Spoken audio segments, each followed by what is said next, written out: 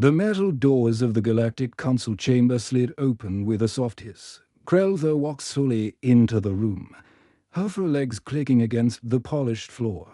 Every step sent pain through her damaged body.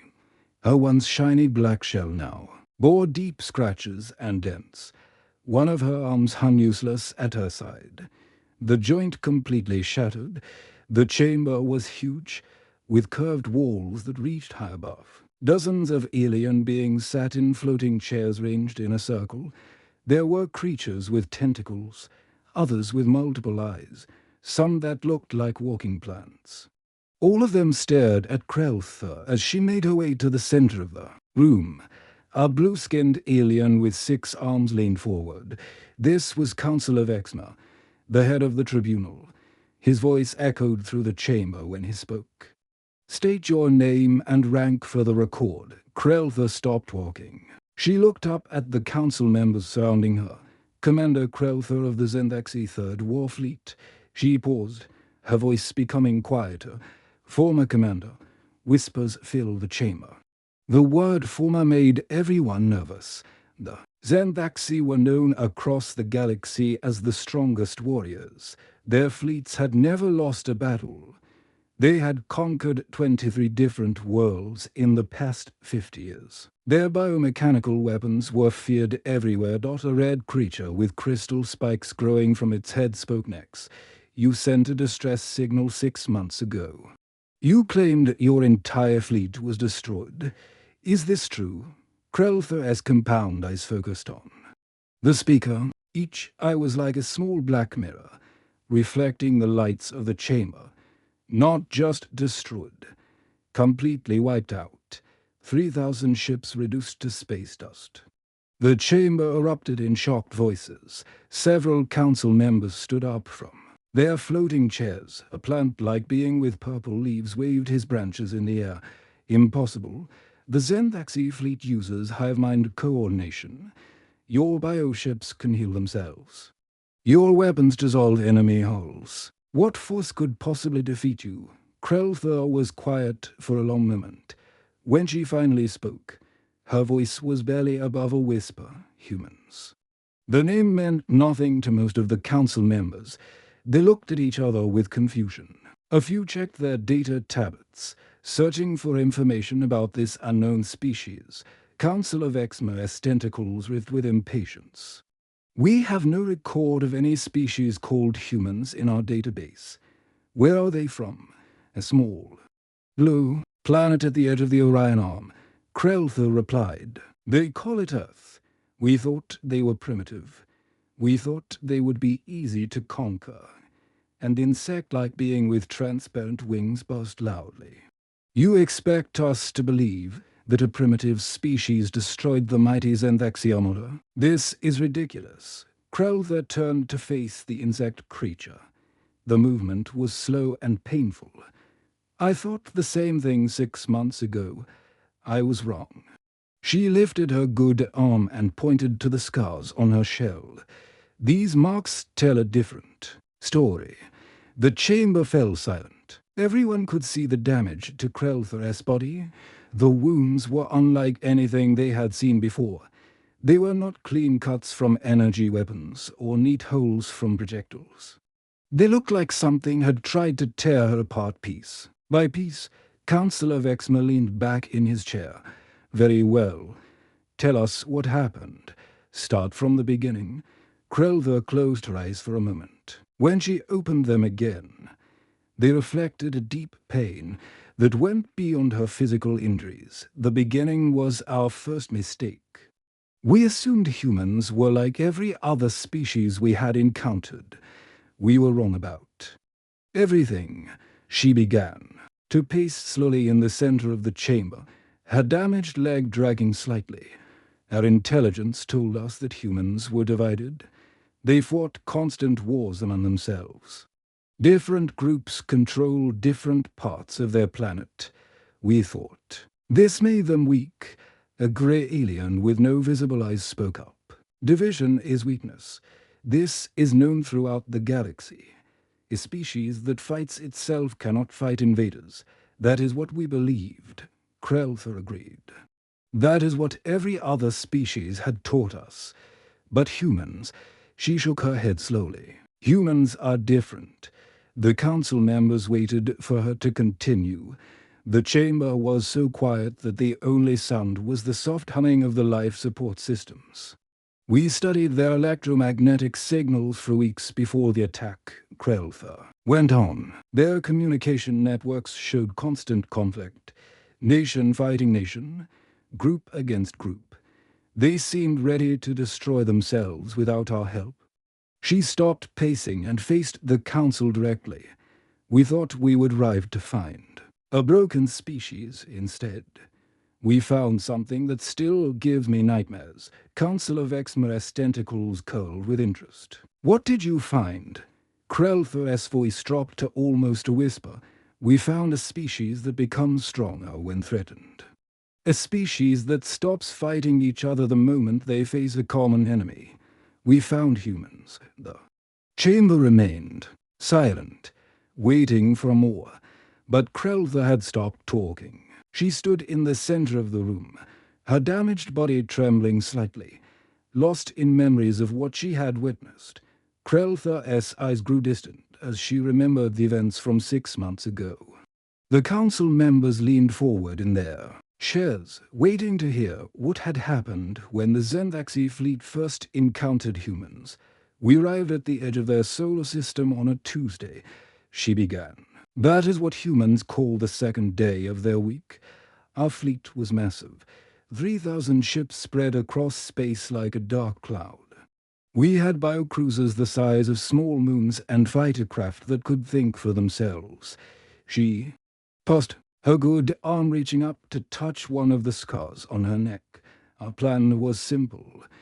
It had worked on 23 other worlds.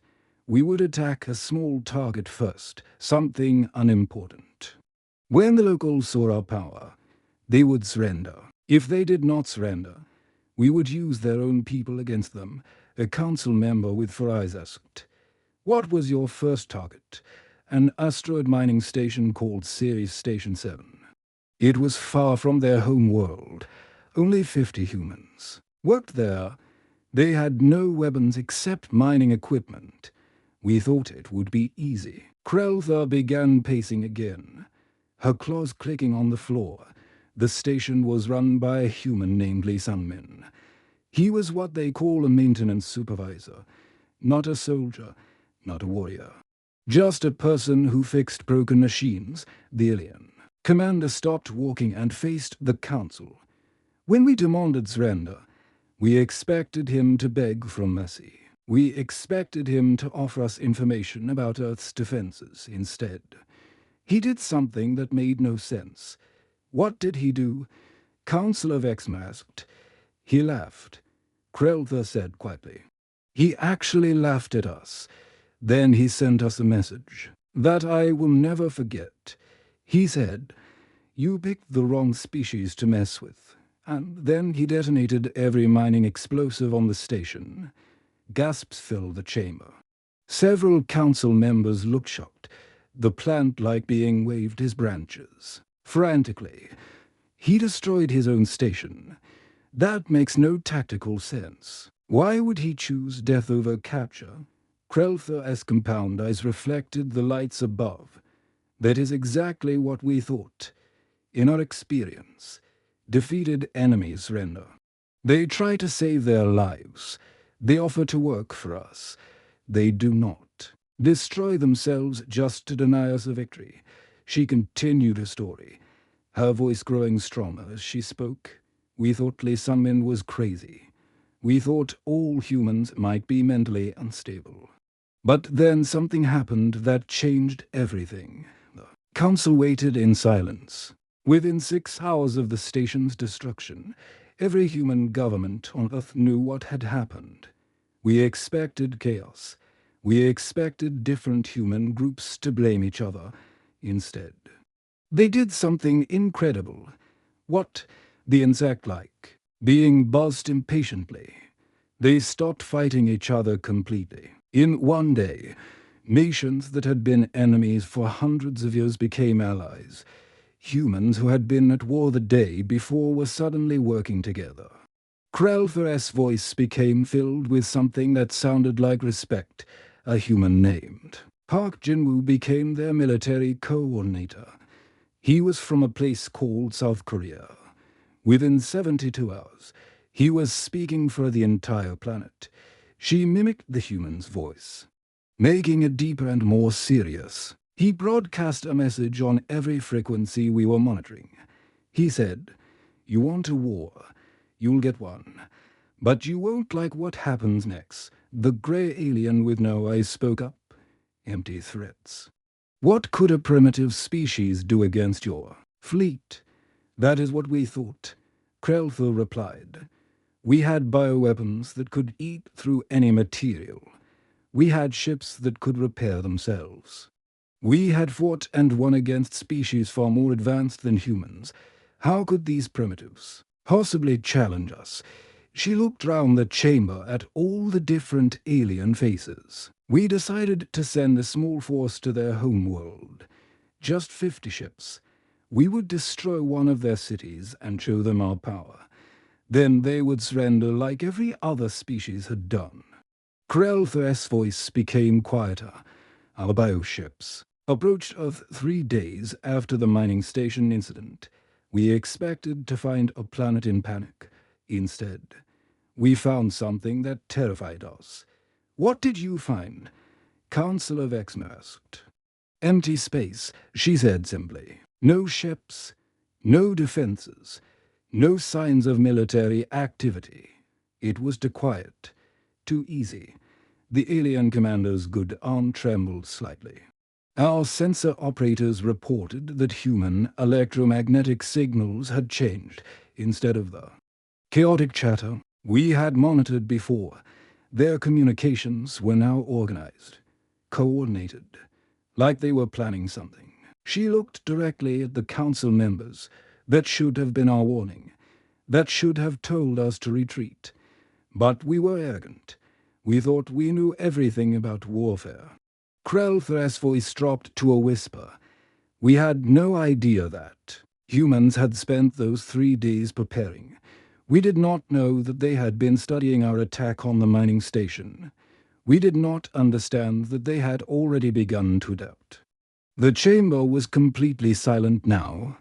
Even the humming of the life support systems seemed to have stopped. "What we found when we reached Earth," Krelther continued, "was not a primitive species waiting to surrender. What we found was something that still haunts my dreams. We found humans who had decided that if they were going to die, they would take as many of us with them as possible." Krelther's voice became darker as she continued her story. The council members could see that remembering these events caused her great pain. Her damaged shell seemed to shake as she spoke about what happened next. "Our 50 ships approached Earth like hunters stalking prey. We were confident. We had done this many times before. Show up, destroy something important. Watch the enemy surrender. Simple and effective." She stopped pacing and stood very still in the center of the chamber. "But as we got closer to their planet, our sensors started picking up strange readings. There were no large military ships waiting for us. No massive defense stations. Just emptiness." The insect-like council member buzzed with confusion. "If they had no defenses, why were you concerned?" "Because the emptiness felt wrong," Krelther replied. "It was like walking into a room that should have people in it, but finding it completely silent. Our bioships could sense danger, and they were all sending warning signals." She began moving again, her claws clicking nervously on the floor. "We decided to attack a human city called New York. It had millions of people and was important to their economy. One blast from our main weapon would level the entire area." Krelther's compound eyes grew darker. "That is when we learned our first lesson about human warfare. They do not fight the way we expected them to fight." "What do you mean?" Councillor Vexner asked. "The attack came from behind us," she said simply. "While we were focused on the planet, Something had moved up, behind our fleet, but our sensors showed nothing. Empty space. The alien commander touched one of the deep scars on her shell. A human cargo ship called Kim's Promise had been floating dead in space for 2 days. No power, no life signs. We assumed it was just debris from an earlier battle. Her voice became filled with a mixture of fear and admiration. The ship was commanded by a human named Kim Tai-Hyen. He was a cargo hauler, not a soldier, just a person who moved things from place to place for a living. She looked round the chamber at the confused faces of the council members. Kim Tai-Hyen had been waiting in that dead ship for 2 days. His crew had been living on emergency air. They had shut down everything except life support. They were waiting for us to get close enough. The plant-like being waved his branches, waiting for what? What could a cargo ship do against our warships? Kreltha's voice became very quiet. Kim's Promise was not just a cargo ship anymore. The humans had filled it with nuclear explosives. Thousands of them. They had turned their own vessel into a giant bomb. Gasps filled the chamber. Several council members looked shocked. When we were focused on attacking the city, Kim Tai-Hyen fired up his engines and flew straight at our command ship. Full speed. No hesitation. No attempt to negotiate or surrender. She paused, remembering the moment. Our weapons tried to stop him. We hit his ship dozens of times. Pieces of it were breaking off. Fire was spreading through the hole. An irrational being would have turned away. But he did not turn away. The grey alien asked, "No." He flew faster. In the final seconds before impact, he sent us a message. Just 3 words for the miners. Then Kim's Promise hit our command ship at nearly the speed of light. The chamber was completely silent. Everyone was imagining the terrible collision. The explosion split our largest warship in half. Kreltha continued. Kim Tai-Hyen and his crew died instantly. But they took 800 of our warriors with them. 1 cargo ship, 1 suicidal attack, and suddenly our fleet was in chaos. She began pacing faster, her damaged leg dragging behind her. But that was just the beginning. While we were dealing with the explosion, more attacks came from every direction. Human ships that had been hiding behind asteroids, ships that had been floating like dead metal, ships that should not have been able to hurt us. The alien commander's voice grew more agitated. They were using everything as weapons. Passenger ships loaded with explosives, mining vessels equipped with cutting lasers, even small personal craft that could barely hold 2 people. How many ships did they have? Councillor Vexner asked. That was the problem. We could not count them. Every time we destroyed 1, 2 more appeared. They were not fighting like an organized military. They were fighting like angry insects protecting their nest. Kreltha stopped pacing and faced the council directly. The worst part was their tactics. They did not try to capture our ships. They did not try to disable our weapons. They only tried to kill us. Every attack was designed to cause maximum damage. Her good aunt gestured wildly as she spoke. A human named Choi Min-yun had somehow studied the wreckage from our first attacks. She was a scientist. In just 3 days, she had figured out how our bioweapons worked. The council members leaned forward with interest. She created new weapons using our own technology against us. Viruses that could eat through our bioships. Chemicals that made our healing systems attack our own hulls. She had taken our greatest advantages and turned them into weaknesses. Kreltha's voice became filled with disbelief. No species had ever done this before. It should have taken years to understand our technology. But humans did it in days. The chamber remained silent as the alien commander continued a terrible story of humanity's first counterattack. Kreltha's shell trembled as she reached the most disturbing part of her story. The council members could see that these memories affected her deeply. Her compound eyes reflected a fear that went beyond physical pain. What happened next taught us that humans are not like any other species in the galaxy, she began. They do things that make no sense. They make choices that go against every rule of survival we know. She moved to the center of the chamber, her damaged leg making her walk uneven. 3 weeks after the first attacks, we had lost over 300 ships, but we still had enough firepower to destroy their entire planet. We decided to make one final push to their homeworld. The plant-like council member rustled his leaves. Surely they would surrender when faced with complete destruction. That is what we thought, Kreltha replied. But we were wrong about everything when it came to humans. They had set up a defensive line near a place called Europa Station. It was a small outpost near one of their gas giant planets. She paused, her good arm reaching up to touch a particularly deep scar on her neck.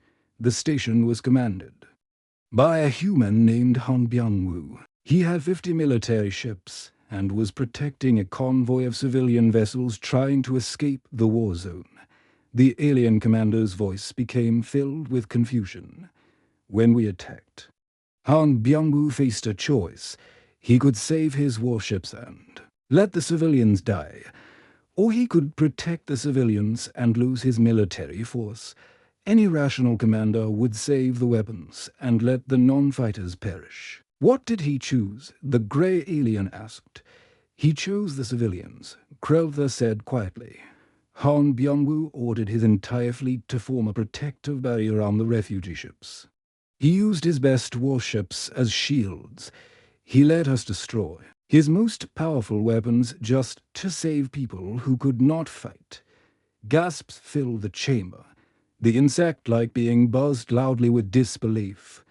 This makes no tactical sense. Warriors exist to fight. Non-combatants are expendable, Kreltha's eyes grew darker.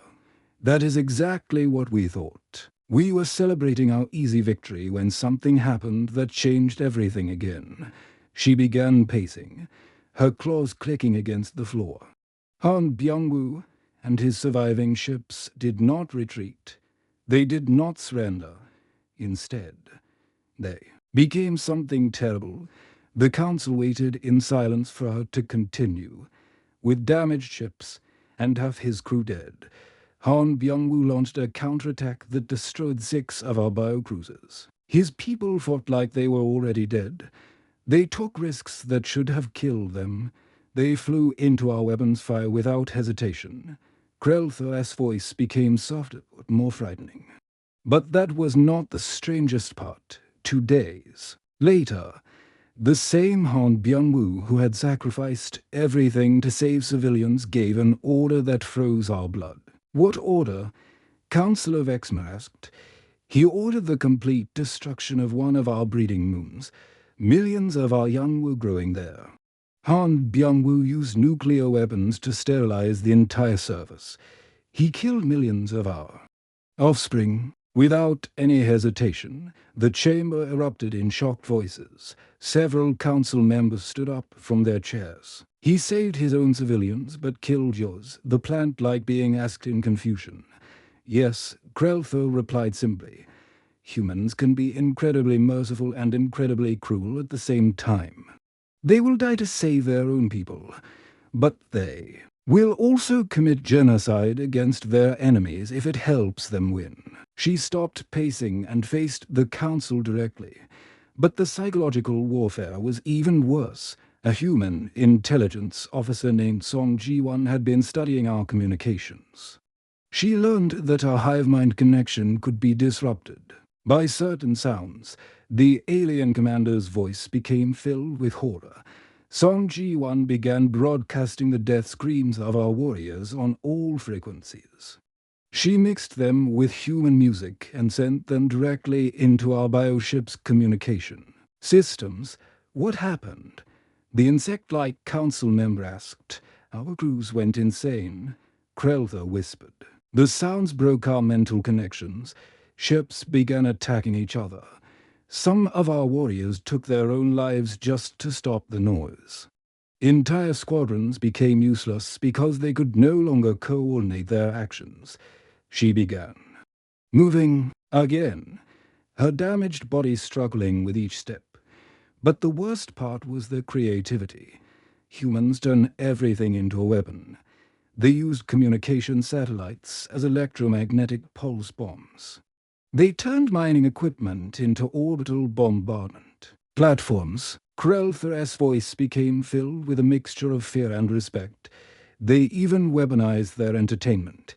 Human broadcasts contained hidden computer viruses that infected our data networks.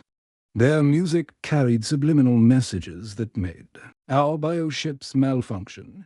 The chamber was completely quiet now. The council members were trying to understand the species that seemed to have no limits in warfare. A human named Yunhagen figured out how to hack our bioship's healing systems. Krelther continued. She made them repair themselves incorrectly. Our ships began growing extra armor in the wrong places. Some vessels became so heavy they could not move. She looked round at the alien faces surrounding her. Every time we thought we understood human tactics, they changed. Every time we developed a defense, they found a new way to attack. They did not fight like soldiers. They fought like their entire species depended on each battle. The alien commander's voice dropped to almost a whisper, and maybe it did. Maybe that is what made them so dangerous. Krelther stood in the center of the chamber, her entire body shaking as she prepared to tell the final part of her story. The council members could see that these last memories were the most painful for her to share. After 4 months of fighting, our great fleet was almost gone. She began. From 3,000 ships, we had fewer than 200 left. Our warriors were exhausted. Our bioships were damaged beyond repair. But we still had enough firepower to destroy their home world. She looked up at the council members surrounding her. We made one final decision. We would gather all our remaining forces and attack Earth directly. If we could destroy their planet, the war would end. The human species would be finished. The grey alien leaned forward. This sounds like a reasonable strategy. What went wrong? Krelther's compound eyes grew distant. We thought we were attacking a broken enemy. Our intelligence said that Earth's defenses were nearly gone. Most of their military ships had been destroyed in earlier battles. We expected to find her defenseless, world waiting for death. She began pacing again, her damaged leg dragging behind her. Instead, when we arrived at Earth, we found something that still gives me nightmares. The planet was surrounded by thousands of ships, their reserve fleet. The plant-like council member asked. No, Krelther replied quietly. These were not military vessels. They were cargo ships, passenger transports, mining vessels, construction craft, even small personal shuttles. Every human ship that could carry weapons had been turned into a warship. Her voice became filled with disbelief. Tourist shuttles armed with nuclear missiles, cargo haulers carrying antimatter bombs, even primitive chemical rockets launched from the planet's surface. The humans had turned their entire civilization into a weapon. The chamber was silent as the council members tried to imagine such a scene. We began our attack on what looked like the weakest ships. Krelther continued. But nothing was as it seemed. A luxury yacht exploded like a bomb when we hit it. A passenger transport released a cloud of acid that ate through our hull. Even their smallest ships were deadly. She stopped pacing and faced the council directly.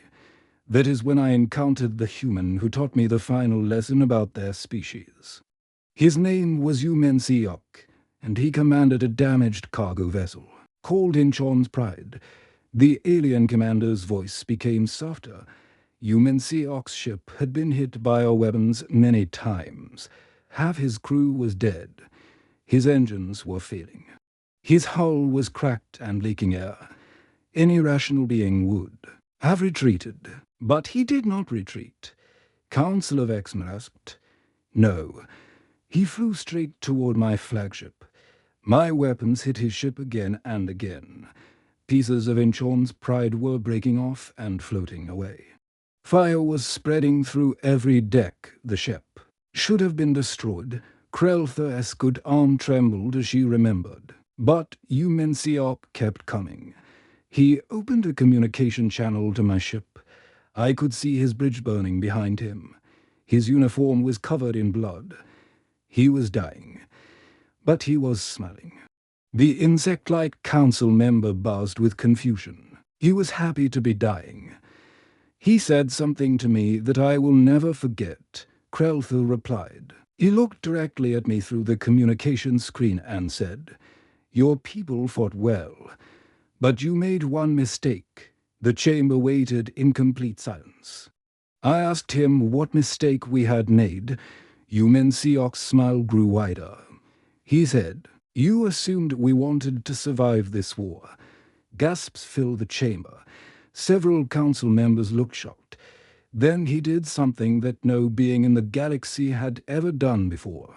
Krelther continued. He detonated his ship's antimatter core inside my flagship's hangar bay. Her voice became very quiet. The explosion tore through 17 decks of my ship. 90% of my crew died instantly. I only survived because I was in the armored command center, but I was trapped in the wreckage for 6 hours, listening to my warriors die around me. The alien commander looked round at all the different faces in the chamber. When rescue ships finally found me, the battle was over. Earth was still there. The human fleet was still fighting, and my great armada was nothing but floating debris. She moved to the center of the chamber one last time. That is when I understood the truth about humans. They do not fight wars the way other species do. They do not calculate odds or minimize losses. They fight like every battle might be there. Last, Krelther's voice became stronger as she reached her conclusion. Humans are not just warriors. They are war itself. They can turn anything into a weapon. They can make any sacrifice to win. They can become more dangerous when they are losing than when they are winning. She looked directly at Council of Exma. My recommendation to this council is simple. Make contact with the humans immediately. Offer them trade agreements. Offer them friendship. Offer them anything they want. The chamber was completely silent. Because a species that treats warfare as evolution, that finds strength in desperation, and that considers mutual destruction better than defeat, such a species should never be made an enemy. Krelther limped toward the exit, her damaged body struggling with each step. I have seen what humans can do when they are angry. I pray that none of you ever have to learn that lesson the way I did. The massive doors slid shut behind her, leaving the council in stunned silence as they realized they had just met a survivor of humanity's first contact with alien life.